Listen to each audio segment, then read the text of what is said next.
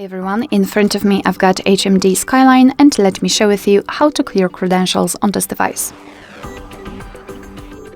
So let's start with opening the settings, and here we have to scroll down to find security and privacy. Let's tap on it. Then scroll down and enter more security and privacy. Here scroll down again to localize encryption and credentials. Now, almost at the very bottom of the list, we've got the option we're looking for, so let's tap on Clear Credentials and confirm it with OK. We will have to also confirm it with our screen lock, and as you can see, not only we've got this information, but also this option is inactive, which means that we just successfully removed all saved certificates. Alright, so that will be all. Thank you so much for watching. I hope that this video was helpful, and if it was, please hit the subscribe button and leave the thumbs up.